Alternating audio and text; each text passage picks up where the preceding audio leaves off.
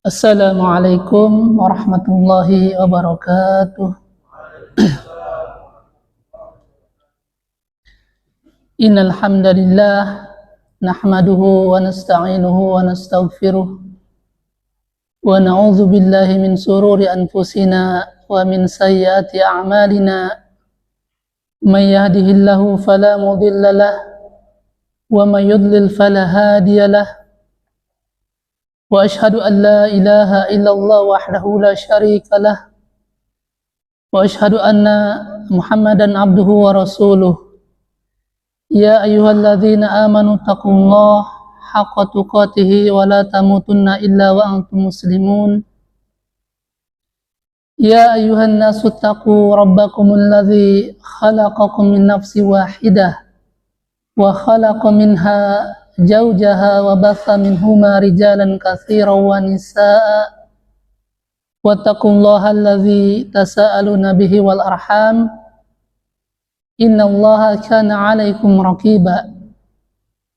Ya ayyuhalladzina amanu taqullaha wa qulu qawlan sadida yuslih lakum a'malakum wa yaghfir lakum dhunubakum wa may yuti'illaha wa rasulahu faqad faza fawzan 'azima. Amma ba'd, fa inna khairal hadisi kitabullah wa khairal hadyi hadyu Muhammadin sallallahu alaihi wasallam wa syarrul umuri muhdatsatuha fa inna kulla muhdatsatin bid'ah wa kulla bid'atin dhalalah wa kulla dhalalatin finnar.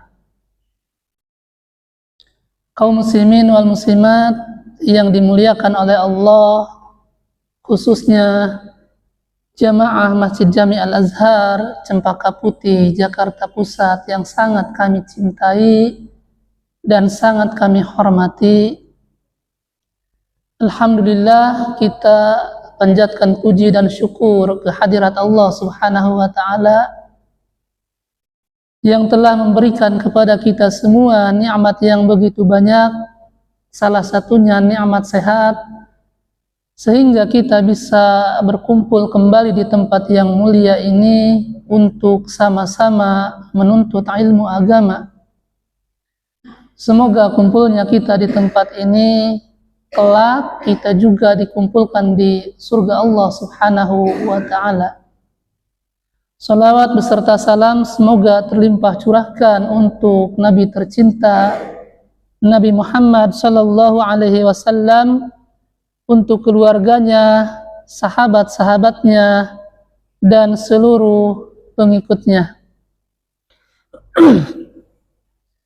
Ibu-ibu, bapak-bapak yang kami cintai, dan juga jemaah-jemaah kami yang biasa menyimak kajian-kajian kami di media, malam hari ini insya Allah kita akan melanjutkan pembahasan kita mengenai perbuatan-perbuatan yang bisa menghapus pahala ya. Di pertemuan sebelumnya kita sudah menjelaskan 6 perbuatan yang bisa menghapuskan pahala. Kita ulang sedikit agar senantiasa bahasan ini bisa diingat oleh kita ya. Perbuatan pertama yang bisa menghapuskan pahala yaitu perbuatan syirik. Orang yang melakukan kesyirikan maka seluruh amal dia akan dihapus. Dalilnya yang pertama di dalam surah Az-Zumar ayat 65, Allah Subhanahu wa ta'ala berfirman, la in asyrakta la yahbatanna 'amaluka wa la takunanna minal khasirin. Apabila engkau berbuat syirik maka akan hapuslah seluruh amalmu, niscaya engkau menjadi orang yang merugi. Dalil kedua di dalam surah Al-An'am ayat 88, Allah Subhanahu wa ta'ala berfirman, walau asyraku lahabita anhum ma kanu ya'malun. Seandainya mereka berbuat syirik, maka akan hapuslah seluruh amal mereka. Nah, itu perbuatan yang pertama.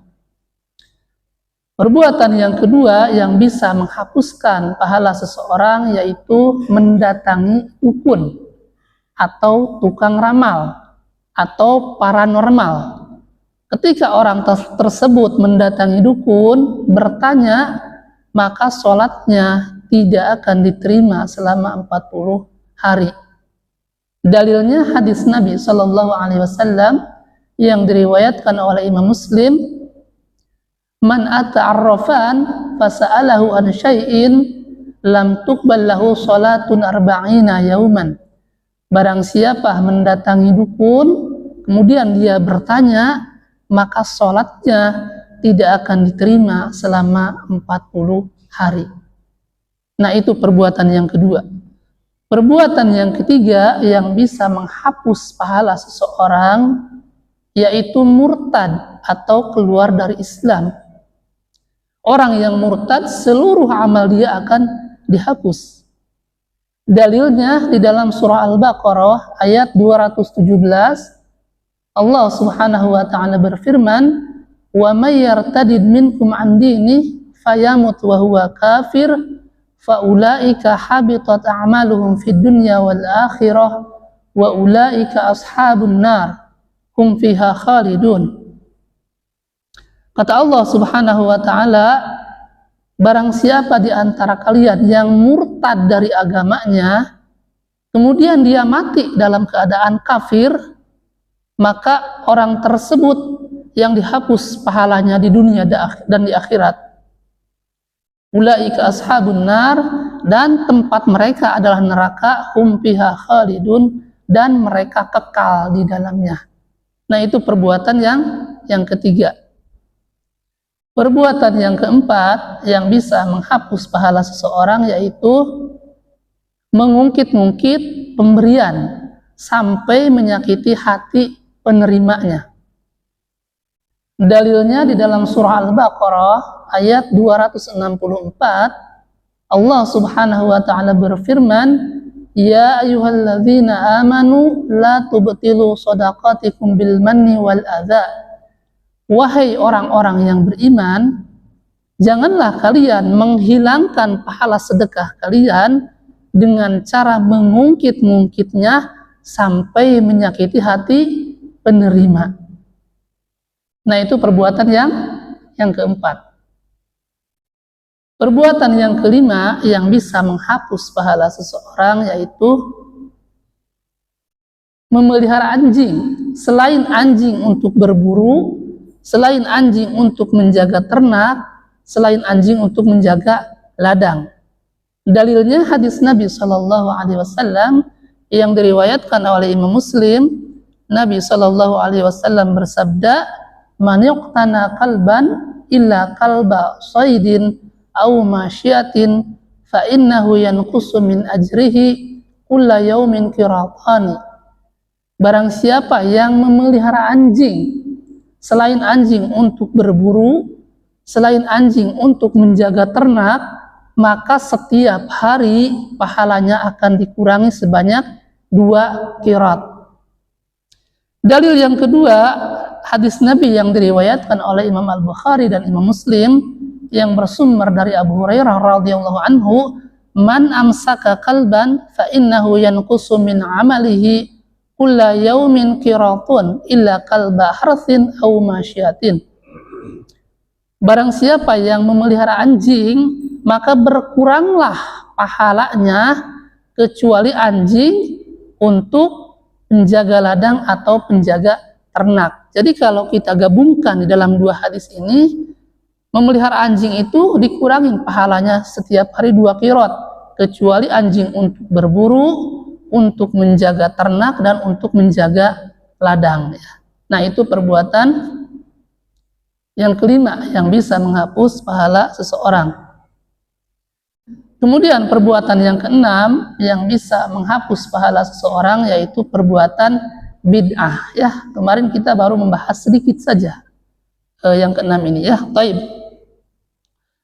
Jadi perbuatan yang keenam yang bisa menghapus pahala seseorang yaitu perbuatan bid'ah ya. Sebenarnya perbuatan bid'ah ini sebagaimana kita jelaskan di pertemuan yang lalu, itu bukan menghapus pahala, tetapi dari awal memang tidak ada pahalanya. Tidak ada pahalanya. Tetapi kan sebagian orang menganggap bahwa perbuatan bid'ah ini ada pahalanya. Sehingga mereka rela mengorbankan waktunya, mengorbankan tenaganya, mengorbankan hartanya, karena mereka menganggap nanti akan ada pahalanya. Padahal sama sekali perbuatan bid'ah ini tidak ada pahalanya, karena perbuatannya tertolak. Dalilnya hadis Nabi Shallallahu Alaihi Wasallam yang diriwayatkan oleh Imam Muslim, man amila amalan laisa alaihi amruna fahuwa raddun. Barang siapa yang beramal tanpa ada perintah dari kami, maka amalan tersebut tertolak. Nah, kemudian perbuatan bid'ah ini selain menghapuskan pahala seseorang atau selain amalannya itu ditolak, tidak diterima, juga perbuatan bid'ah ini akan membuat pelakunya nanti diusir dari telaga Nabi Shallallahu Alaihi Wasallam. Jadi di akhirat kelak, di padang mahsyar, itu kan matahari didekatkan kepada makhluknya, sebagaimana diterangkan di dalam hadis yang diriwayatkan oleh Imam Muslim. Kata Nabi Shallallahu Alaihi Wasallam, tudna syamsu yaumal qiyamati minal khalqi hatta takuna minhum kamikdarin mil. Matahari nanti di hari kiamat atau di padang mahsyar akan didekatkan kepada makhluknya sehingga jarak matahari dengan makhluk itu hanya 1 mil. Nah, yang meriwayatkan hadis ini ada yang mengatakan Sulaim bin Amir, ada yang mengatakan Al-Miqdad. Beliau mengatakan, demi Allah saya tidak tahu yang dimaksud oleh Nabi apa itu 1 mil. Apakah mil perjalanan atau jarak, atau mil celak mata? Ya bisa ditanyakan kepada ibu-ibu ya, celak yang untuk mata itu. Nah, tetapi apapun mil itu, kalau mil itu mil jarak, misalnya matahari didekatkan 1 mil, itu mengerikan sekali. Karena kalau sekarang matahari didekatkan 1 mil, itu akan membuat bumi ini hangus terbakar beserta isinya. Apalagi kalau mil celak yang cuma 1 jengkal. Nah, sehingga waktu itu orang-orang pada kepanasan. Mereka kepanasan, mereka kehausan, tetapi Allah tidak mematikan mereka sebagai bentuk balasan bagi orang-orang yang berdosa, karena mereka tidak mempunyai naungan, tidak mempunyai payung. Orang-orang benar-benar kehausan, kepanasan, sehingga manusia itu disiksa dengan keringatnya, kata Nabi. Ada yang keringatnya itu, kata Nabi, faminhum mayakuna ila ka'abaihi. Ada yang keringatnya itu sampai kedua mata kakinya.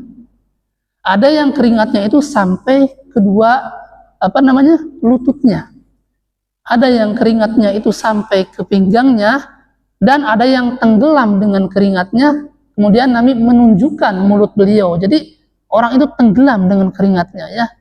Jadi kita bayangkan orang saking panasnya, saking hausnya, itu keringatnya sampai lutut, sampai perut, dan lain sebagainya. Jadi benar-benar haus.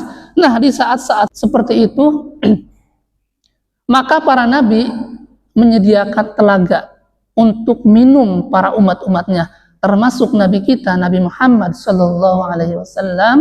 Beliau menyediakan telaga atau air minum yang ketika orang tersebut minum dari telaga tersebut, maka mereka tidak akan haus selamanya. Manisnya lebih manis dari madu, warnanya lebih putih dari susu, dan wanginya itu lebih harum daripada minyak kasturi atau misik ya. Dan jumlah wadah air minumnya itu sebanyak bintang-bintang yang ada di langit. Jadi banyak sekali jumlahnya, dan wadahnya itu berkilauan seperti bintang-bintang di langit. Nah, kemudian umat Nabi Shallallahu Alaihi Wasallam berbondong-bondong untuk datang mendatangi air minum tersebut. Mereka ingin minum dengan air tersebut. Akan tetapi subhanallah, ada sekelompok orang ketika mereka ingin minum dari telaga tersebut, mereka diusir, mereka dijauhkan dari tempat tersebut. Sehingga Nabi Shallallahu Alaihi Wasallam bertanya, mereka itu adalah umatku, kata Rasul Shallallahu Alaihi Wasallam. Maka Allah Subhanahu Wa Taala berfirman, innaka la tadri ma badalu ba'daka. Sebenarnya engkau tidak mengetahui bahwa mereka itu telah mengganti ajaranmu sepeninggalanmu. Jadi mereka yang tidak dikasih air minum adalah orang-orang yang merubah-rubah ajaran Nabi, yang menambah-nambah ajaran Nabi, yaitu mereka yang suka berbuat bid'ah. Mereka diusir dari telaga tersebut. Kemudian Rasul Shallallahu Alaihi Wasallam bersabda, suhkan liman badala ba'di. Celaka bagi umatku yang sepeninggalanku merubah-rubah ajaranku. Nah, jadi penyebab mereka diusir, dijauhkan, tidak bisa minum dari telaga tersebut, yaitu mereka berbuat bid'ah karena merubah ajaran Nabi Shallallahu Alaihi Wasallam.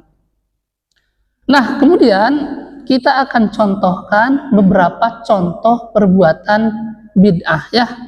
Yang pertama kemarin kita sudah singgung sedikit ya. Yang pertama perbuatan bid'ah itu salah satu contoh saja ini ya, yaitu ritual tahlilan kematian atau kenduri. Kalau kita mau membahas masalah tahlilan, ada 3 perkara yang harus dibahas. Pertama, masalah hukum makan-makan di rumah kematian. Yang kedua, nanti masalah ihda'us tsawab, sampai tidaknya bacaan yang dikirimkan kepada mayit. Yang ketiga, hukum zikir-zikir di rumah kematian. Kita bahas yang pertama dulu, hukum makan-makan di rumah kematian. Nah, ternyata hukum makan-makan di rumah kematian ini bertentangan dengan hadis, bertentangan dengan perkataan para sahabat, bahkan puluhan ulama mengatakan bid'ah. Nanti kami akan sebutkan satu persatu. Ulama-ulama Syafi'iyah khususnya yang mengatakan bahwa makan-makan di rumah kematian itu adalah bid'ah. Baik. Yang pertama kita akan bahas bahwa makan-makan di rumah kematian itu bertentangan dengan hadis ya. Nah, kenapa kita bahas makan-makannya? Karena kalau orang meninggal dunia kan biasanya keluarganya itu sibuk menyiapkan makanan ya untuk yang tahlilan. Dari mulai hari pertama, hari ketiga, hari ke-7, hari ke-40, dan haul. Haul itu setiap setahun sekali kan. Nah, ini tradisi seperti ini pertama bertentangan dengan hadis Nabi Shallallahu Alaihi Wasallam. Karena Nabi memerintahkan ketika seseorang meninggal dunia, maka para tetangga lah justru yang harus membantu dan mengirimkan makanan. Dalilnya hadis Nabi Shallallahu Alaihi Wasallam yang diriwayatkan oleh Imam Abu Dawud dan Imam Tirmizi. Kata Nabi Shallallahu Alaihi Wasallam, "Isna'u li ali Ja'farin ta'aman, fa innahum qad atahum amrun sabalahum." Buatkan makanan untuk keluarga Ja'far karena telah menimpa kepada mereka sesuatu yang menyibukkan mereka. Jadi Ja'far itu meninggal dunia di perang Mu'tah. Nah, Nabi memerintahkan kepada para sahabatnya, kirimkan makanan untuk keluarga Ja'far. Makanya ini jadi hukum bahwa yang sunnah ketika seseorang meninggal dunia, maka para tetangga lah yang harus memberikan makan kepada keluarga kematian. Karena mereka itu kan sedang tertimpa musibah, sedang bersedih. Kalau ditambah lagi harus menyediakan makanan untuk orang-orang, semakin berat bebannya ya. Nah, makanya ketika Nabi memerintahkan harus memberikan makan kepada keluarga kematian, kemudian dibalik keluarga kematian yang harus memberikan makan kepada orang-orang, maka ini jadi bid'ah karena bertentangan dengan sunnah. Yang sunnahnya seperti tadi ketika Ja'far meninggal dunia ya. Jadi Ja'far itu meninggal dunianya di perang Mu'tah. Kami ceritakan sedikit karena ini berhubungan dengan asbabul wurud hadis isna'u li ali Ja'farin ta'aman. Jadi ketika perang Mu'tah itu kaum muslimin berperang dengan orang-orang kafir. Jumlahnya tidak seimbang. 3.000 melawan 200.000. Pasukan Nabi cuma 3.000, ada yang mengatakan 4.000. Pasukan musuh 200.000. Nah, mereka berperang, yang diperintahkan menjadi panglima perang untuk memegang panji atau bendera waktu itu adalah 3 orang. Yang pertama Zaid bin Harithah, Yang kedua, Ja'far bin Abi Thalib yang meninggal tadi. Yang ketiga adalah Abdullah bin Rawahah. Nah, mulailah berperang. Ketika Zaid bin Harisah sudah meninggal, bendera itu diambil oleh Ja'far bin Abi Thalib. Beliau pegang dengan tangan kanannya seperti ini, tangan kirinya memegang pedang, beliau berperang melawan musuh sampai kuda beliau yang dianggap menghalangi ketika berperang beliau sembelih oleh Ja'far bin Abi Thalib. Kemudian beliau berperang, tangan kanannya memegang bendera, terpotong tangannya, ditebas oleh musuh. Itu sebelum jatuh benderanya ke bumi, maka diambil dengan tangan kirinya bendera tersebut oleh Ja'far bin Abi Thalib. Subhanallah. Kalau kita kan luka sedikit saja, tolongin. Ja'far bin Abi Thalib tangannya putus, ikhwan. Mau jatuh ke bawah diambil bendera. Diambil dengan tangan kirinya. Tangan kirinya pun putus, disabat oleh pedang. Kemudian beliau, kan ini sudah buntung. Ini putus. Beliau pegang dengan lengannya seperti ini. Didekapkan ke dada agar benderanya itu tetap tegak. Karena kalau bendera itu jatuh, maka dianggap kalah perang itu. Kemudian setelah beliau berusaha melawan, akhirnya beliau meninggal dunia di perang tersebut. Kata Ibnu Umar radhiyallahu anhu, ketika beliau berdiri di samping jenazahnya Ja'far bin Abi Thalib, ada 90 luka Ja'far bin Abi Thalib. Ini yang menceritakan kisah ini Rasulullah Shallallahu Alaihi Wasallam. Beliau menceritakan kisah ini sambil menangis. Kemudian beliau bersabda, "Isna'u li ali Ja'farin ta'aman fa innahum qad atahum amrun sabalahu." Buatkan makanan untuk keluarga Ja'far karena telah menimpa kepada mereka sesuatu yang menyibukkan mereka. Nah, jadi ini yang sunnah. Ketika seseorang meninggal dunia, maka sunnahnya para tetangga yang harus memberikan atau membantu kepada keluarga kematian, ya. Jadi kalau sudah bersedih, ditambah lagi harus menyiapkan makanan. Kalau kata peribahasa apa? Sudah jatuh ketimpa tangga, ya. Jadi sudah bersedih, ditambah harus bikin lagi. Karena biaya tahlilan itu kan tidak sedikit, ikhwan. Ada yang puluhan juta, kalau orang kaya sampai ratusan juta itu. Bahkan ada yang minjam untuk biaya tahlilan. Kemudian sampai ada yang menjual rumah. Ada ini. Ana menyaksikan sendiri orang untuk biaya tahlilan sampai menjual rumah orang tuanya. Terus ada lagi yang ngutang kepada orang 5 juta. Itu ana tahu karena ada ibu-ibu, Ustaz, bagaimana hukumnya kalau ana menagih hutang sama orang? Soalnya sudah 5 tahun nggak bayar-bayar katanya. Hutang bekas tahlilan katanya. Jadi tahlilan ini subhanallah memberatkan, ya, memberatkan. Nah, makanya kalau kita ikut sunnah Nabi, ini luar biasa, ya. Sesuai dengan sunnah, enak sekali. Baik, jadi itu yang pertama, ya. Jadi makan-makan di rumah kematian bertentangan dengan hadis Nabi Shallallahu Alaihi Wasallam. Kemudian yang kedua, makan-makan di rumah kematian ini bertentangan dengan perkataan para sahabat, ya. Di dalam hadis yang diriwayatkan oleh Imam Ibnu Majah, kata sahabat apa? Kunna na'udul ijtima'i ila ahlil mayyiti wa sun'i ta'ami ba'da dafnihi minan niyahah. Kami menganggap, yang mengatakan kami siapa? Para sahabat. Kami, kata para sahabat, menganggap bahwa kumpul-kumpul di rumah kematian, kemudian makan-makan di sana setelah dikuburkannya mayit, itu sama dengan meratapi mayit, sama dengan niyahah. Ini yang menyebutkan para sahabat. Yang Nabi sebutkan para sahabat itu adalah generasi terbaik. Sebagaimana yang Rasul sebutkan, khairun nasi qarni. Sebaik-baik umat di zamanku, kata Nabi. Summal ladzina yalunahum, summal ladzina yalunahum. Kemudian setelahnya yaitu para tabi'in. Summal ladzina yalunahum, kemudian setelahnya. Jadi Nabi mengatakan sebaik-baik umat di zamanku para sahabat, kemudian para tabi'in, kemudian para tabi'un tabi'in. Tetapi kita lihat di zaman para sahabat, di zaman tabi'in, di zaman tabi'un tabi'in, tidak ada makan-makan di rumah kematian, tidak ada tahlilan kematian, ya. Bahkan di zaman 4 imam mazhab, Di zaman Imam Syafi'i, Imam Malik, Imam Abu Hanifah, Imam Ahmad bin Hambal tidak ada yang mengadakan acara tahlilan ya. Nah, ini yang kedua ya. Jadi yang kedua, makan-makan di rumah kematian ini bertentangan dengan perkataan para sahabat. Kemudian yang ketiga, hukum makan-makan di rumah kematian ini bertentangan dengan perkataan puluhan ulama, bukan satu dua, puluhan ulama di dalam kitabnya.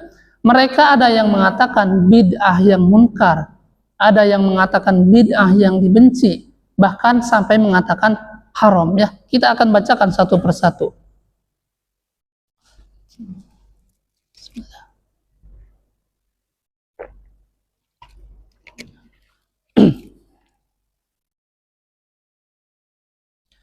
Baik, kitab yang pertama yang menyebutkan bid'ahnya makan-makan di rumah kematian yaitu di dalam kitab Sarah Minhaj atau Tuhfatul Muhtaj Al-Imam Ibnu Hajar.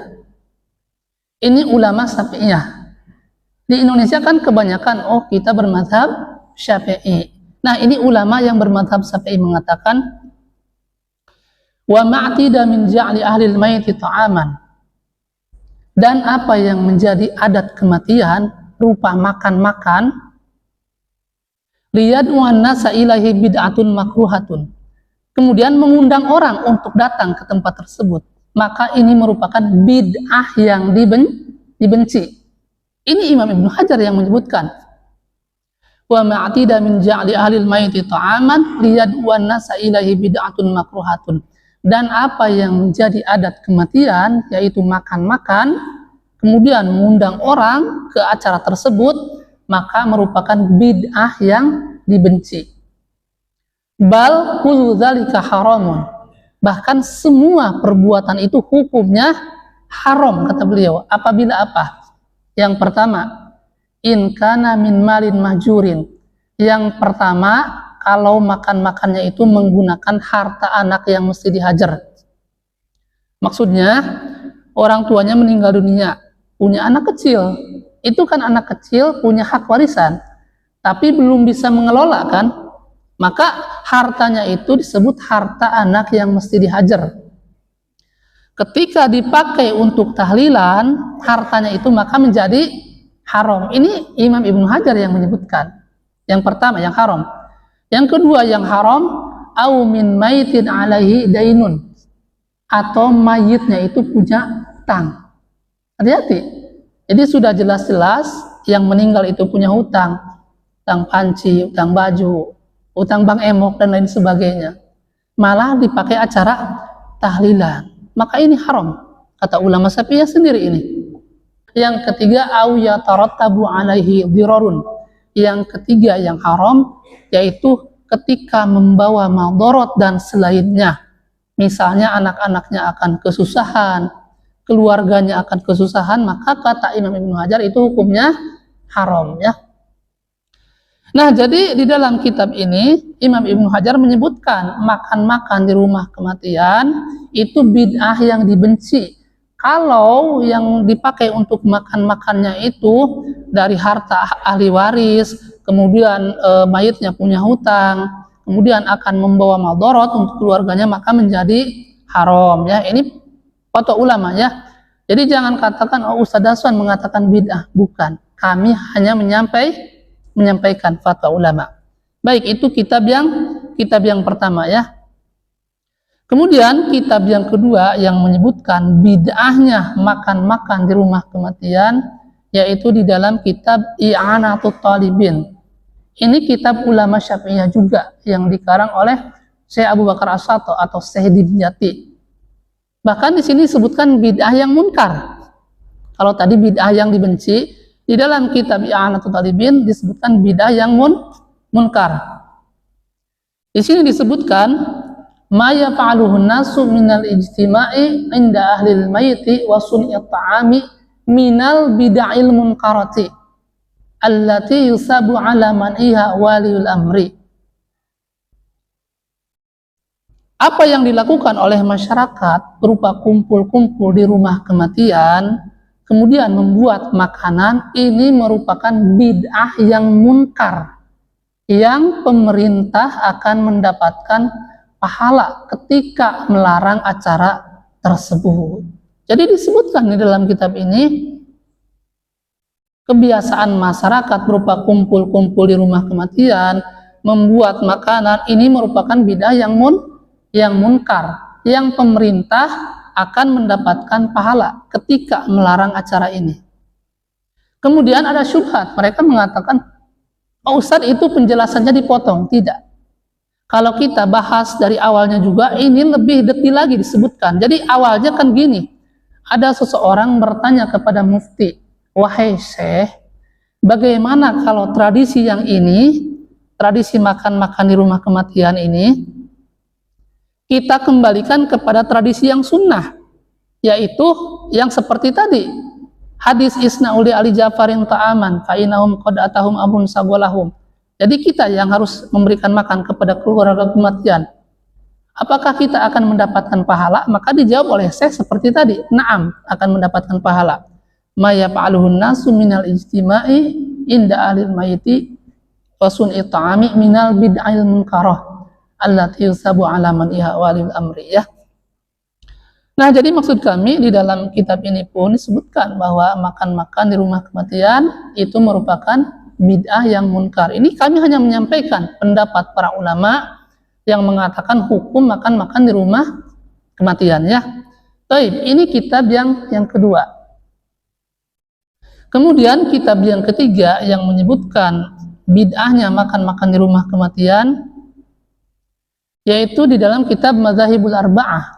Di sini disebutkan, wa minal bid'il makruhati ma yuf'alul ana min dzabhiz dzabaihi inda khurujil maiti minal baiti aw indal qabri aw i'dadit ta'ami liman yajtami'u li ta'ziyati wa taqdimuhu lahum kama yuf'alu dzalika fil afrahi wa muhafilis sururi wa idza fil warasati qasirun an darajatil bulugi haruma i'dadut ta'ami wa taqdimuhu. Artinya, dan merupakan bid'ah yang dibenci, yaitu pekerjaan yang dilakukan di zaman sekarang, yaitu menyembelih sesembelihan ketika mayit dikeluarkan dari rumah duka atau mayit dikubur, dan menyediakan makanan bagi orang-orang yang takziah. Itu seperti dalam bentuk pesta dan kegembiraan, kata beliau. Kalau harta itu diambil dari ahli waris tadi yang belum mencapai derajat baligh, maka menyediakan makanan tersebut hukumnya haram. Jadi para ulama tidak lepas dengan bid'ah dan haram. Ini para ulama yang menyebutkannya. Nah, ini kitab yang ketiga yang menyebutkan bid'ahnya makan-makan di rumah kematian, yaitu Syekh Abdurrahman Al-Jaziri, ya. Kemudian kitab yang keempat yang menyebutkan bid'ahnya makan-makan di rumah kematian, yaitu di dalam kitab Hasyiah Ad-Dusuki. Di sini disebutkan, wa amma jam'un nasi ala ta'ami baitil maiti fa bid'atun makruhatun. Adapun mengumpulkan orang untuk makan-makan di rumah kematian, maka itu merupakan bid'ah yang dibenci. Nah, ini kitab yang keempat. Kemudian kitab yang kelima yang menyebutkan bid'ahnya makan-makan di rumah kematian, di dalam kitab I'anatul Talibin lagi, di halaman yang berbeda. Di sini disebutkan, wa yukrahu diyafatu minat ta'ami min ahlil maiti li'annahu suri'a fis sururi wa hiya bid'atun. Dibenci menyuguhkan makanan dari kematian sebab cara seperti itu seperti sedang bergembira, katanya. Jadi suguhan makanan-makanan tersebut adalah bid'ah. Nah, ini kitab yang kelima. Kemudian kitab yang keenam. Jadi ini kalau dibahas, ikhwan, mungkin 5 jam gak habis-habis. Saking banyaknya para ulama yang mengatakan bid'ahnya makan-makan di rumah kematian. Jadi ini kami jelaskan agar tidak ada tuduhan, oh, Salafi suka membid'ahkan tahlilan. Tidak. Kami sekarang sebutkan ulama-ulama Syafi'iyah puluhan yang mengatakan bid'ahnya makan-makan di rumah kematian. Ini kami sebutkan sedikit saja ya. Yang terakhir ini kami sebutkan ya. Karena kita harus membantah subhat nanti ya. Baik. Kitab yang keenam yang menyebutkan bid'ahnya makan-makan di rumah kematian yaitu di dalam kitab Mawahib Al-Jalil. Abu Abdillah Al-Maghribi beliau mengatakan, amma islahu ahlil maiti ta'aman wa jam'un nasi alaihi faqad karihahu jama'atun wa adduhu minal bid'ai li'annahu lam yunqal fihi syai'un wa laysa dzalika mawdi'al wala'im. Artinya, adapun kegiatan menyuguhkan makanan yang dilakukan oleh keluarga mayit dan mengumpulkan orang untuk datang ke tempat tersebut, maka ini dibenci oleh mayoritas ulama. Mereka pun menganggap perbuatan tersebut bid'ah. Li'annahu lam yunqal fihi syai'un, karena tidak ada satupun nukilan dalil untuk masalah tersebut, walaysa dzalika mawdi'al wala'im, dan momen tersebut bukan merupakan momen walimah ya. Nah, jadi ini kitab yang keenam ya ikhwan yang menyebutkan bid'ahnya makan-makan di rumah kematian ya. Baik, ini merupakan penjelasan para ulama yang menyebutkan tentang bid'ahnya makan-makan di rumah kematian ya. Kemudian ada syubhat. Syubhat itu begini. Mereka punya dalil yang menyebutkan bolehnya makan-makan di rumah kematian. Ada 3 dalil yang sering disampaikan oleh mereka. Kita akan bantah di sini karena ternyata dalil yang dipakai oleh mereka itu tidak nyambung. Baik, syubhat yang pertama atau dalil yang pertama yaitu hadis yang diriwayatkan oleh Imam Muslim yang bersumber dari Aisyah radhiyallahu taala anha bahwa ketika keluarga Aisyah meninggal dunia, maka beliau memerintahkan untuk membuat makanan. Ini hadis sering dijadikan dalil. Oh, ini kan dalilnya. Bolehnya membuat makanan di rumah kematian. Kita akan bahas hadisnya. Perhatikan baik-baik ya. Jadi bapak-bapak nanti yang menganalisa hadis ini. Hadisnya, idza matal mayyitu min ahliha fajtama'a lidzalikan nisa.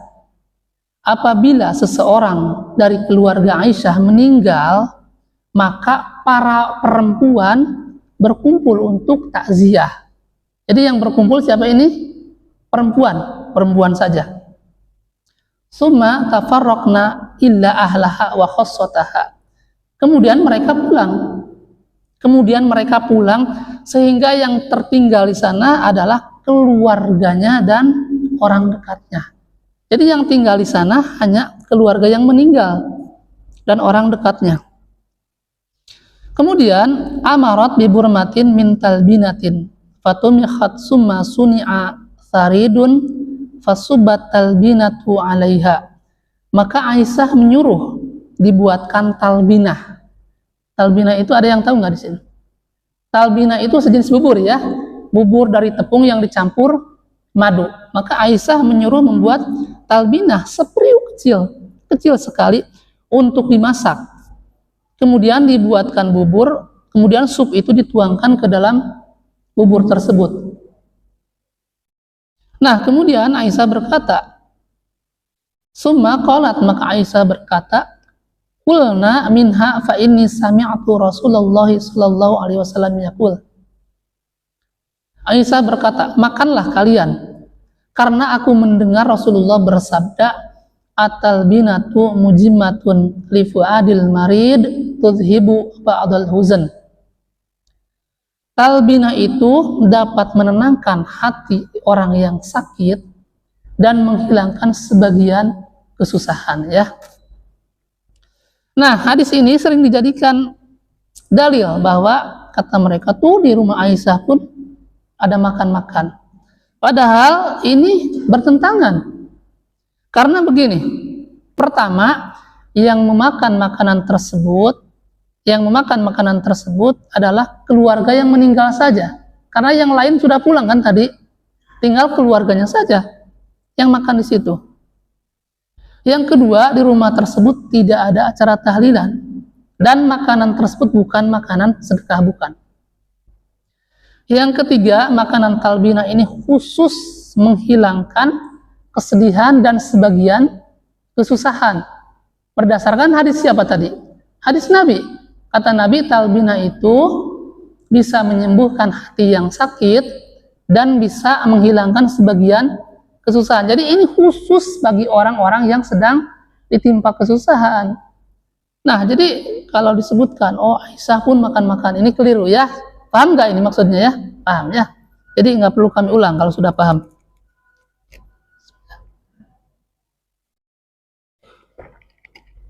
Alhamdulillah.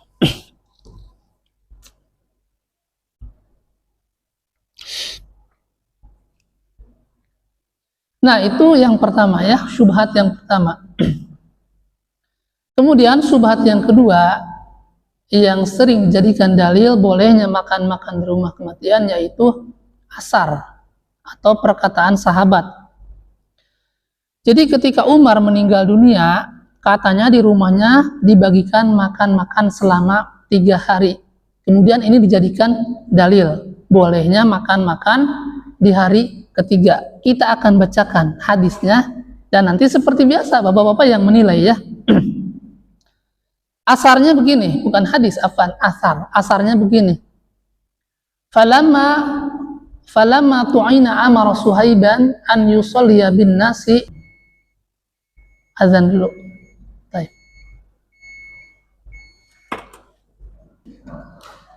Bismillah, alhamdulillah, wassalatu wassalamu ala Rasulullah. Baik, kita lanjutkan ya. Jadi syubhat yang kedua yang dijadikan oleh mereka dalil bolehnya makan-makan di rumah kematian berdasarkan asar atau perkataan Umar ya. Jadi lafaz asarnya begini. Falamma tu'ina amara Suhaiban an yusalliya bin nasi wa yut'imahum thalathata ayyamin hatta yajtami'u ala rajulin. Artinya ketika Umar bin Khattab radhiyallahu anhu ditusuk oleh Abu Lu'lu al-Majusi ya ketika sholat subuh, Umar kan tidak langsung meninggal ya. Umar tidak langsung meninggal. Kemudian Umar memerintahkan kepada Suhaib untuk mengimami orang. Makanya kalimatnya falamma tu'ina amara Suhaiban an yusolliya bin nasi. Jadi Umar memerintahkan kepada Suhaib untuk mengimami orang-orang. Wa yut'imahum salasata ayyamin hatta yajtami'u ala rajulin. Kemudian beliau memerintahkan untuk memberi makan kepada orang-orang selama 3 hari sampai ditemukan seseorang. Nah, ini kata mereka tuh Umar saja ketika meninggal ada makan-makan 3 hari. Padahal bukan seperti itu. Pertama, kita jawab Umar radhiyallahu anhu ngasih makan pada orang-orang waktu beliau masih hidup kan. Yang kedua, Umar ngasih makan selama 3 hari itu bukan kepada semua orang, tetapi kepada orang-orang yang rapat selama 3 hari. Jadi kisahnya seperti ini, kami sedikit saja. Umar itu ditusuk ketika sholat subuh oleh Abu Lu'lu al-Majusi dengan pisau yang kiri kanannya tajam. Ditusuklah perutnya sampai ususnya itu keluar. Beliau tidak langsung meninggal, dibawalah pulang. Kemudian oleh anaknya Ibnu Umar radhiyallahu anhuma dikasih minum susu. Itu keluar lagi karena ususnya sudah keluar.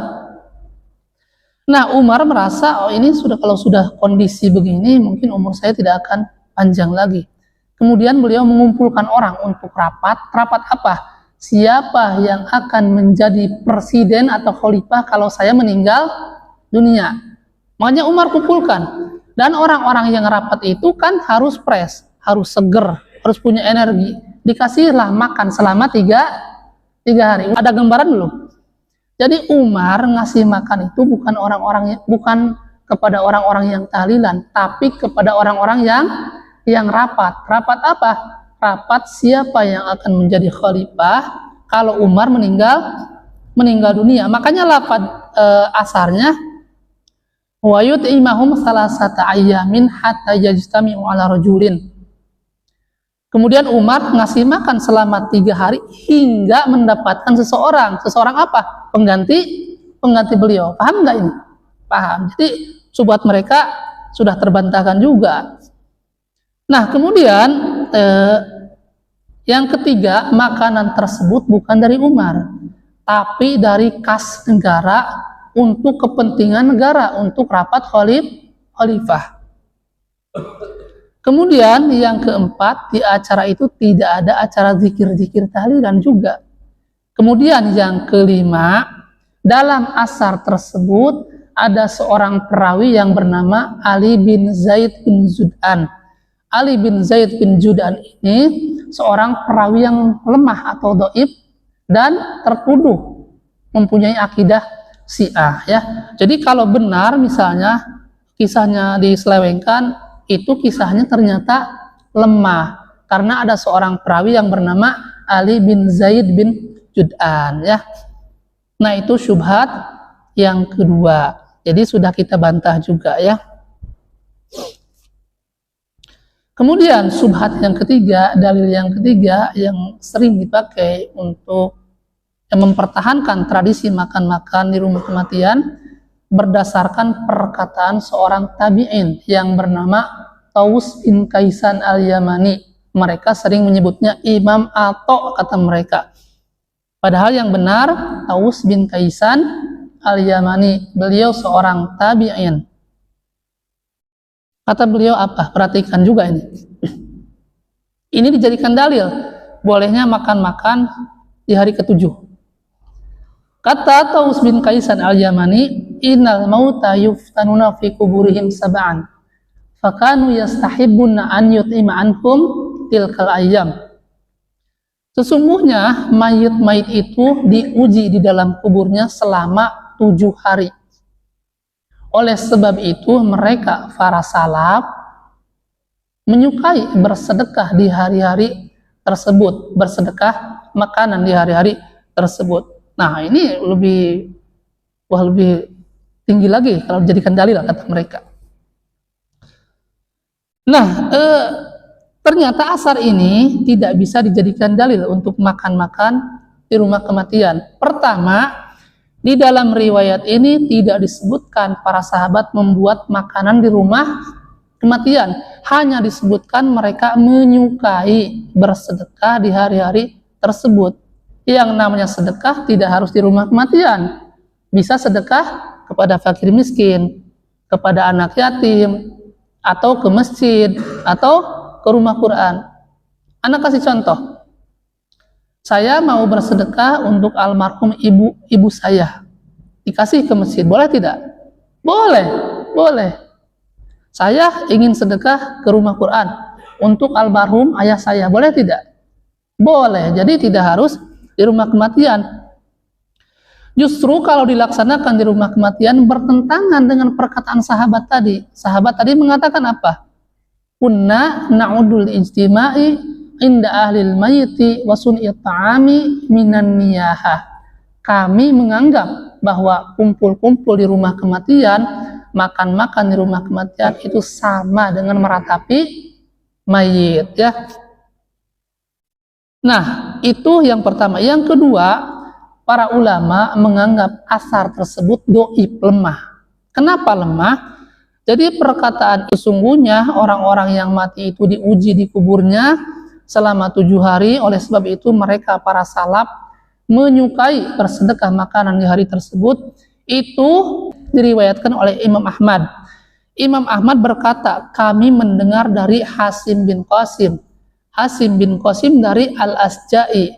Al-Asja'i dari Sufyan As-Sauri. Sufyan As-Sauri dari Taus bin Kaisan al-Yamani. Ini yang dipermasalahkan masalah perawinya. Apakah Taus bin Kaisan al-Yamani benar mengucapkan demikian kepada Sufyan As-Sauri? Ternyata tidak benar. Alasannya ada 5 alasan. Pertama, Taus bin Kaisan al-Yamani meninggal dunia tahun 106 Hijriah. Sedangkan usia Sufyan As-Sauri waktu itu baru 9 tahun. Jadi kalau 5 tahun sebelum meninggal Taus bin Kaisan al-Yamani berdakwah, maka usia Sufyan baru 4 tahun. Maka tidak mungkin seseorang menyampaikan kepada usia anak 4 tahun. Yang pertama.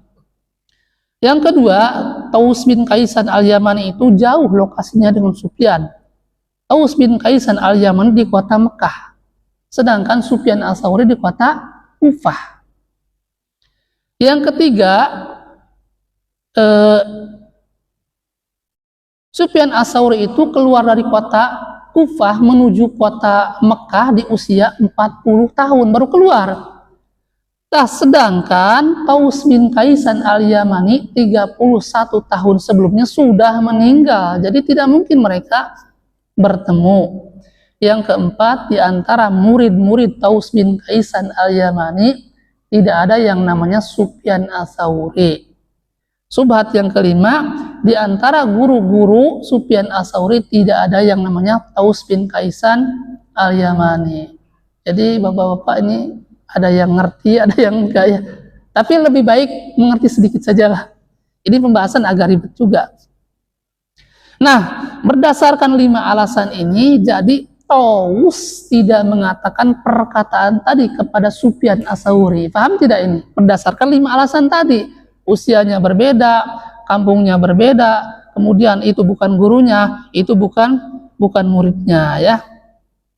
Yang ketiga, kalau seandainya perkataan itu sahih, hanya disebutkan para salaf bersedekah di hari-hari tersebut. Tidak diceritakan mereka melakukan ritual-ritual tahlilan kematian, dan tidak diceritakan mereka makan-makan di rumah kematian ya. Nah, jadi terbantahkan juga dalil mereka yang mengatakan bahwa hadis ini, asar ini yang menjadi dalil bolehnya makan-makan di rumah kematian di hari ke-7 ya.